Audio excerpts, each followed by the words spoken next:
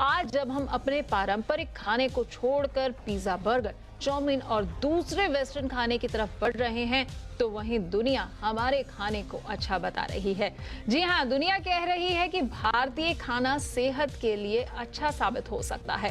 भारतीय खाने पर रिसर्च हो रही है और कहा यह जा रहा है कि भारतीय खाने में ऐसे कई गुण हैं जिनसे आनुवांशिक बीमारियां तक ठीक हो सकती हैं। आप ये रिपोर्ट देखिए। भारत आस्थाओं का देश है। आस्था जिसमें नदियों से लेकर जानवरों तक को भगवान का दर्जा दिया गया है। यहाँ तक कि भारतीय संस्कृति में अन्न को भी देवता का दर्जा हासिल है और वैज्ञानिकों ने इसका आधार भी उस समय खोज निकाला है जब हम भारतीय खाने को छोड़ वेस्टर्न खाने की ओर तेजी से भाग रहे हैं। पिज्जा, बर्गर, चाउमीन बच्चों की खासी पसंद बन चुके हैं। उनकी दिलचस्पी दाल, चावल, सब्जियों में कम होती जा रही है।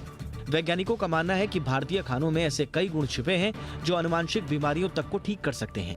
जर्मनी की ल्यूबेक यूनिवर्सिटी में रिसर्च में पाया गया कि आनुवांशिक बीमारियों के लिए केवल डीएनए ही जिम्मेदार नहीं है, खान पान की आदतें भी काफी अहम रोल अदा करती हैं। दाल चावल जैसे साधारण भारतीय भोजन गुणों का भंडार है।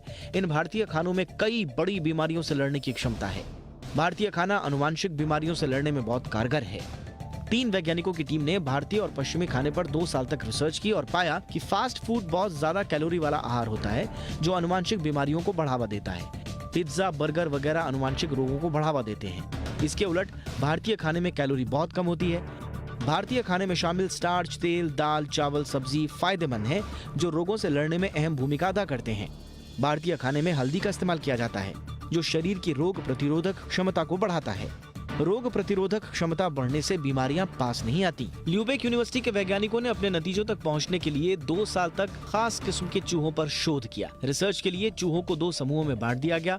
एक समूह को सुक्रोज युक्त पश्चिमी खाना दिया गया और दूसरे समूह को कम कैलोरी वाला भारतीय खाना दिया गया। पश्चिमी खाना खाने वाले समूह के चूहों को ल्यूपस रोग हो गया, वहीं भारतीय खाना खाने वाले चूहों को कोई रोग नहीं हुआ। ल्यूपस रोग का सीधा रिश्ता डीएनए से होता है।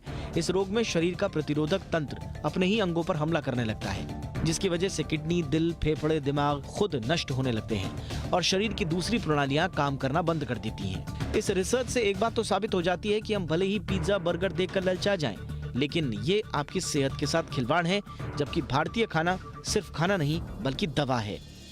ब्यूरो रिपोर्ट, जी बिजनेस।